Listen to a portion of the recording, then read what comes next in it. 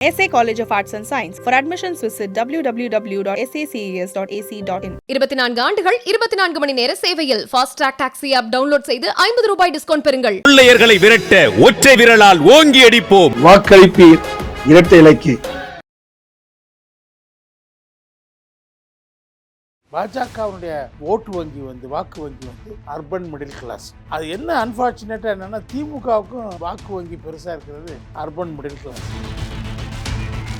அண்ணாமலை சொன்னப்போ என்ன சொல்லியிருந்தார் அப்படின்னா, சென்னையில் முக்கியமான 3 தொகுதி, அந்த 3 தொகுதியுமே நமக்கு வாகை சூட முடியும் அண்ணாமலை சொல்லியிருந்தாங்க. எங்க ஒரு ரோட் ஷோ நடத்தினா ஆட்சியை பிடிச்சிடலாம்னா எல்லா இடத்துலையும் ரோட் ஷோ நடத்திட்டு போகலாமே.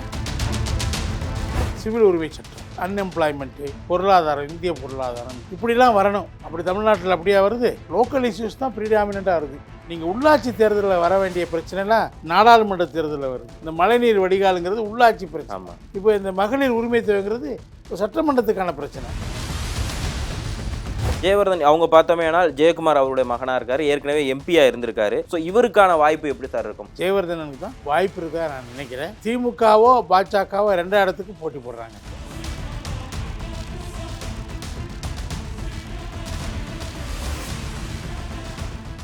ஐபிசி தமிழர்களுக்கு வணக்கம். தேர்தல் களம் மிகவும் பரபரப்பாக இருக்கக்கூடிய இந்த நிலையில் நம்மிடையே மூத்த பத்திரிகர் கலை அவர்கள் சார் நம்மிடையே இணைஞ்சிருக்காங்க. சார் வணக்கம். வணக்கம் இருபறை. தென் சென்னை, சென்னையினுடைய ஒரு முக்கியமான ஒரு இடத்துல இருக்கக்கூடியது என்ன அப்படின்னு பார்த்தா தென் சென்னையை சொல்லலாம். இங்கே பாஜக சார்பாக தமிழிசை சவுந்தரராஜன் அவங்க நிற்கிறாங்க. அவங்க கூட சொல்லியிருந்தாங்க, ஒரு அக்காவாக நான் வந்திருக்கேன் மறுபடியுமே அப்படின்னு சொல்லியிருந்தாங்க. கவர்னர் பதவியை ராஜினாமா பண்ணிட்டு திமுகவில் பார்த்தோமேனால் இப்போ எம்பியாக இருக்கக்கூடிய தமிழச்சி தங்கப்பாண்டியன் அவங்க அதில் களம் காண்றாங்க. அதிமுக சார்பாக ஜெயவர்தன் அவங்க களம் காண்றாங்க. ஏற்கனவே இவங்க ஒரு வாட்டி எம்பியாக இருந்திருக்காங்க. இளம் வயது எம்பி அப்படிங்கிற ஒரு பெருமையும் அவருக்கு இருக்குது. ஜெயக்குமார் அவர்களுடைய மகனாக இருக்கிறார். கடந்த சில நாட்களாக சமூக வலைதளங்கள்லையுமே அவருமே கொஞ்சம் ஆக்டிவாக இருந்துக்கிட்டு இருக்காரு. ஆனால் அண்ணாமலை சொன்னப்போ என்ன சொல்லியிருந்தார் அப்படின்னா, நேற்று அந்த ரோட் ஷோ நடக்கிறப்ப இங்கே சென்னைக்கு வந்துட்டார் பிரதமர் மோடி, சென்னைக்கு வந்துட்டார். ஸோ அதனால் சென்னையில் முக்கியமான 3 தொகுதி, அந்த 3 தொகுதியுமே நமக்கு வாகை சூட முடியும் அப்படிங்கிறத அண்ணாமலை சொல்லியிருந்தாங்க. ஸோ நீங்கள் சொல்லுங்கள் சார், தென் சென்னை யாருக்கான வாய்ப்பாக இருக்கும்? ஒரு ரோட் ஷோ நடத்தினா ஆட்சியை பிடிச்சிடலாம்னா எல்லா இடத்துலையும் ரோட் ஷோ நடத்திட்டு போகலாமே. ரோட் ஷோனால் அஃப்கோர்ஸ் மோடி அவர்களுடைய செல்வாக்கு கட்சியை மீறி இருக்குது. ஆனால் அந்த செல்வாக்கு மண்டலத்தை உங்களுடைய வாக்குகளாக மாற்றுறதுக்கு கட்சிக்கு கட்டுமானம் இருக்கணுங்க.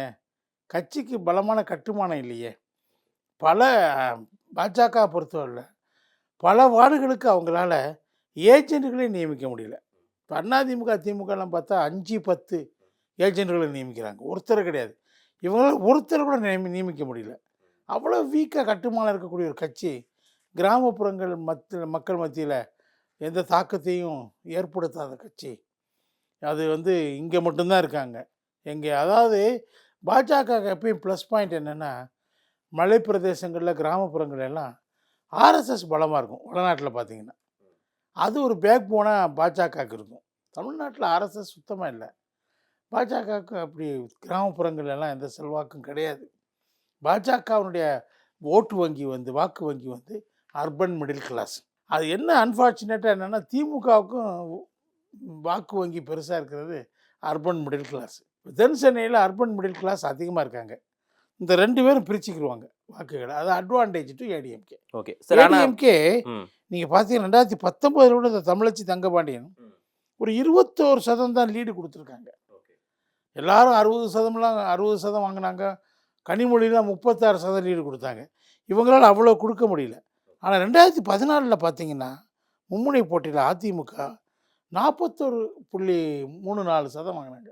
ஆனால் திமுக இப்போ 28.44 தான் வாங்கினாங்க. பாருங்கள் எவ்வளோ கம்மியாக இருக்குன்னு. பாஜக கிட்டத்தட்ட திமுக வாங்கின அதே 28க்கு பதிலாக 24.57 வாங்கியிருக்காங்க. அப்போ திமுகவுக்கும் பாஜகவுக்கும் பெரிய அளவு வித்தியாசங்கள். ஓகே, அதான் அர்பன் மிடில் கிளாஸ் 2 பேரும் தங்களுக்குள்ள சமமாக பகிர்ந்துக்கிட்டாங்க. Okay sir. முக்கியமாக என்னென்னா, தென் சென்னை தொகுதியை பொறுத்தவரையில் மக்களுடைய ஒரு பிரதான ஒரு குறையாக இருந்தது என்ன அப்படின்னா, தமிழச்சி தங்கப்பாண்டியன் இருக்காங்க, எல்லாமே நல்லா பண்ணாங்க.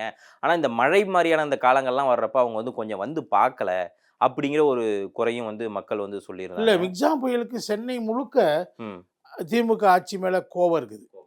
ஏன்னா அவங்க என்ன சொன்னாங்க, நாங்கள் வந்து 90%, 95%, 100% நாங்கள் மழைநீர் வடிகாலை அமைச்சிட்டோம் சொன்னாங்க இல்லையா, 4000 கோடி செலவு பண்ணிட்டேன்னு. கடைசியில் இப்போ பார்த்தா இப்போ தான் தோண்டிகிட்டு இருக்காங்க எல்லா மண்டலங்கள்லையும். 9 மண்டலங்களில் 2100 கோடி ஒதுக்கி நேரு சொல்லிட்டாரு, அவர் தான் அதுக்கு பொறுப்பு. அந்த பொறுப்பு அமைச்சர் என்ன சொல்லிட்டாரு, 4000 நாங்கள் செலவு செய்யலை, 2000 இன்னும் கையில் இருக்குது, பாதி தான் செலவு பண்ணியிருக்கோம், பாதி இனிமேல் தான் செலவு பண்ண போகிறோன்னு சொல்லி 9 மண்டலங்களில் திரும்ப அந்த வேலையை ஆரம்பிச்சிருக்காங்க. 100% வாக்குறுதியை நிறைவேற்றிட்டோம் சொன்ன பொய் மாதிரி அதை விட மிகப்பெரிய பொய்யா இது இருக்குது. மக்கள் இப்போ சென்னை நகர மக்கள் பார்ப்பாங்கல்ல, என்ன பிரச்சனைனா 20%, 30% மழை பெஞ்சாலும் ஒரு சொட்டு தண்ணி நிற்காதுன்னு திமுக சார்பில் சொல்லப்பட்டது. ஆனால் அதிமுக ஆட்சியிலே பரவாயில்ல, ஓரளவுக்கு தண்ணி அரை மணி நேரம் 1 மணி நேரத்தில் போயிடுச்சு. இவங்க 21 சென்டிமீட்டர் பெஞ்ச மழையில் தண்ணி எல்லா வீடுகளுக்குள்ளேயும் அலுவலகங்களுக்குள்ளேயும் வந்துச்சு. முன்கூட்டியே அவங்க தெரிஞ்சுருந்தால் மேலே தூக்கி வச்சுருப்பாங்க. எல்லாமே போச்சுங்க, ஃப்ரிட்ஜு, இது ஏசி எல்லாம் போச்சுல்ல, வாஷிங் மிஷினு எல்லாம். எவ்வளோ குடும்பத்தில் பெரிய நஷ்டங்கிறாங்க. பில்டிங் கடைகள்லாம் ஃபுல்லாக உள்ளே புகுந்து பல கடைகளில் பொருட்கள்லாம் நாசமாயிடுச்சு. அதெல்லாம் பல லட்சக்கணக்கான நஷ்டம்ங்கிறாங்க. இவங்க 6000 கொடுத்து என்ன பண்ண போகிறாங்க? ஸோ அதில் திமுக மேலே சென்னை முழுக்க கோபம் இருக்குது. ஓகே. ஆனால் அந்த பேருந்து விட்டது அந்த இதில் இவங்கள ஆட்சியின் மேலே இப்போ இருக்கப்போ மகளிருக்கு பேருந்து அந்த மாதிரிலாம் இருக்கிறப்போ அது ஒரு பாசிட்டிவான ஒன்றா நம்ம பார்க்கணும். ஏன்னா அவங்களோட கோட்டை இல்லையா இந்த சென்னைன்னு. இல்லை, அவங்க மகளிரை டார்கெட் பண்ணியிருக்காங்க. ஓகே, திமுக அதுக்காக தான் வந்து அவங்க பஸ்ஸு இலவச பயணம் கொடுத்துருக்குறாங்க. ஆனால் அதில் என்ன சிக்கல் இருக்குன்னா, அந்த பஸ்ஸு அடிக்கடி இல்லைங்கிறது தான். அதை ரொம்ப குறைச்சிட்டாங்க எண்ணிக்கை. பிங்க் கலர் பேர். ஆமாம், பிங்க் கலர் பெயிண்ட் அடித்து அதை அதிகமாக நான்லாம் அவ்வளோவா பார்க்குறதில்ல அந்த பஸ்ஸை. பிங்க் கலர் பஸ்ஸே காணோம். அப்போ அது எவ்வளோ நேரம் காத்திருப்பாங்க? ஒரு 1/4 மணி நேரம் இப்படி காப்பாங்க, பிறகு ஏதாவது காசு கொடுத்து பயணம் பண்ணிடுறாங்க. ஸோ அது அந்த வண்டியினுடைய எண்ணிக்கை குறைவாக இருக்கிறதுனால அதுலேயும் கொஞ்சம் ஒரு அதிருப்தி அந்த பெண்கள் மத்தியில் இருக்குது. அடுத்து அவங்க டார்கெட் பண்ணது வந்து மகளிர் உரிமை தொகை 1000 ரூபா மாதம். அதில் தில்லுமுள்ளு பண்ணிட்டாங்க. தகுதியை நிர்ணயித்தாங்க, அந்த தகுதிப்படி ஆட்களுக்கு கொடுக்கல. தகுதி இல்லாதவங்களுக்கு கொடுத்துருக்குறாங்க, தகுதி உள்ளவங்களுக்கு கொடுக்கல. ஒரு வீட்டு ஓனருக்கு தர்றாங்க, அந்த வீட்டில் குடியிருக்கவங்களுக்கு தர்றதில்ல. இப்படிலாம் ரொம்ப நடந்துச்சு. அதனால் என்ன ஆச்சுன்னா, இப்போ அது அவங்களுக்கு எதிராக போச்சு. அது பூமராங்க அவங்களே அட்டாக் பண்ணுது. எது தங்களுக்கு பெண்கள் மத்தியில் போகிறதுக்கு ஆதாயமாக இருக்குன்னு நினச்சாங்களோ அந்த திட்டமே அவங்களுக்கு எதிராக போச்சு. ஏன்னா பல இடங்கள் நம்ம பார்க்குறோம், பெண்கள் இவங்களுடைய வாகனங்களை வழிமறித்து, பிரச்சார வாகனங்களை வழிமறித்து ஆர்ப்பாட்டம் பண்ணுறாங்க. எங்களுக்கு எப்போ தருவீங்கன்னு கேட்குறாங்க. ஒரு கட்டத்தில் என்ன ஆகி போச்சுன்னா, உதயநிதி ஸ்டாலின், டிஆர் பாலுவும் அதுக்கடுத்து நாங்கள் பதிவு செய்த, நீங்கள் விண்ணப்பித்த 1.61 கோடி பேருக்கு நாங்கள் 1,61,61,00,000 பேருக்கு நாங்கள் கொடுத்துட்றோம் 2-3 மாதத்தில் அப்படின்னு வாக்களிக்க வேண்டிய நிர்பந்தம் ஏற்பட்டு போச்சு. அப்புறம் என்ன கேள்வி வருதுன்னா, நீங்கள் 1.16 ஏதோ தான் கொடுத்துருக்குறீங்க, கோடி தான் கொடுத்துருக்கீங்க. அந்த விண்ணப்பித்தவர்களில் ஒரு கிட்டத்தட்ட ஒரு 56 லட்சம் பேருக்கு நீங்கள் கொடுக்கல. என்ன சொல்லி கொடுக்கல? தகுதி இல்லை உங்களுக்குன்னு சொல்லிட்டீங்க. இப்போ கொடுக்குறேங்கிறீங்க. அப்போ அவங்களுக்கு தகுதி வந்துருச்சா? கொஸ்டின் வருதுல்ல, தகுதி வந்துருச்சா? அப்படின்னு அவங்க என்ன செய்வாங்க? விண்ணப்பிக்காத ஒரு 58 லட்சம் பேர் இருக்காங்க. அவங்க என்ன சொல்லுவாங்க? நீங்கள் தகுதியை நிர்ணயிச்சேன்னா நாங்கள் விண்ணப்பிக்கவே இல்லை, இப்போ தகுதி இல்லைன்னு உங்களுக்கு கொடுக்குறீங்க, எங்களுக்கு கொடுக்கணும்பாங்க. அனைவருக்கும் கொடுக்குறேன்னு சொல்லி தான் வாக்குறுதி கொடுத்தாங்க. அந்த திட்டமே எது இவங்களுக்கு லாபகரமான திட்டம் நினச்சாங்களோ அதுதான் இப்போ இவங்களுக்கு எதிராக போயிட்டுருக்கு. ஏன்னா இப்போ அது சென்னை மாதிரி நகரங்களில் ரொம்ப எதிராக போயிட்டு. Okay sir. ஏன்னா இப்போ நம்ம 2 பகுதியை நம்ம இப்போ முன்னாடி வந்து கோவை பார்த்தோம்னா அது வந்து ஒரு கொங்கு பகுதி, அங்கே வந்து சில கேஸ்டிசம் சார்ந்த சில ஓட்டுகள் அப்படிங்கிறது அங்கே வரும். தென் சென்னை பொறுத்து இது வந்து கொஞ்சம் சிட்டி, இங்கே வந்து பலதரப்பட்ட மக்களுமே இருப்பாங்க. எந்த காஸ்டும் டாமினேட் எதுவுமே சொல்லவே முடியாது. அதை வந்து நம்ம அதை சம்மந்தப்படுத்தி கோவையோட இதை நம்ம பொருத்தி பார்க்கவே முடியாது. இங்கே மக்களோட பார்வை எப்படி சார் இருக்கும் நீங்கள் பார்க்குறப்போ தென் சென்னையை பொறுத்த மட்டும்? இது வந்து உங்களுக்கு நாடாளுமன்ற தேர்தல்லாம் என்ன வரணும்? 1 எலெக்ஷன் 1 இந்தியா அப்படி மாதிரி விஷயங்கள்லாம் முன்னுக்கு வரணும். சிவில் உரிமை சட்டம், மகளிர் உரிமை சட்டம், இப்படி இந்த மகளிர் ரிசர்வேஷன், இது மாதிரி தேசிய அளவு அன்எம்ப்ளாய்மெண்ட்டு, பொருளாதாரம், இந்திய பொருளாதாரம், ஜிஎஸ்டியை பற்றி, காஷ்மீர் பிரச்சனையை பற்றி இப்படிலாம் வரணும். அப்படி தமிழ்நாட்டில் அப்படியா வருது? லோக்கல் இஷ்யூஸ் தான் ப்ரீடாமினண்ட்டாக வருது. இன்னும் சொல்லப்போனால் நீங்கள் உள்ளாட்சி தேர்தலில் வர வேண்டிய பிரச்சனைலாம் நாடாளுமன்ற தேர்தலில் வருது. இந்த மழைநீர் வடிகாலுங்கிறது உள்ளாட்சி பிரச்சனை, ஆனால் அது நாடாளுமன்ற தேர்தலில் இன்றைக்கி முன்னுக்கு வந்திருக்குது. இப்போ இந்த மகளிர் உரிமை தேவைங்கிறது ஒரு சட்டமன்றத்துக்கான பிரச்சனை, அது இப்போ முன்னிலையில் வந்திருக்கு நாடாளுமன்ற தேர்தலில். ஸோ எதிர்ப்புன்னு வர்றப்போ அதை முன்னணிப்படுத்தி இது பண்ணி அது வந்து நீங்கள் வரையறுக்க முடியாது. அகில இந்திய பிரச்சனைகளை எடுத்து தான் மக்கள் இதில் வாக்களிப்பாங்கன்னு சொல்லவே முடியாது. ஸோ அதனால் அந்த களத்தை பொறுத்து சிவிக் கம்யூனிட்டிஸ் ரொம்ப மோசமாக இருக்குங்கிறாங்க தென் சென்னையில். இப்போ வட சென்னைக்கு என்ன சொல்லியிருக்காங்கன்னா ஒரு 1000 கோடி ஒதுக்கியிருக்காங்க சிவிக் கம்யூனிட்டிஸை பலப்படுத்துறதுக்கான ஒதுக்கியிருக்காங்க. அங்கே இங்கே எதுவும் ஒதுக்கப்படலை. தமிழச்சி தங்கபாண்டியன் கேண்டிடேட்டு போகிற இடத்துலலாம் கடுமையான எதிர்ப்பு வருது, ஒரு சில இடங்களில் எதிர்ப்பு வருது. அதெல்லாம் திமுகவுக்கு எதிராக மக்கள் அங்கங்கே எதிர்ப்பு தெரிவிக்கிறாங்க.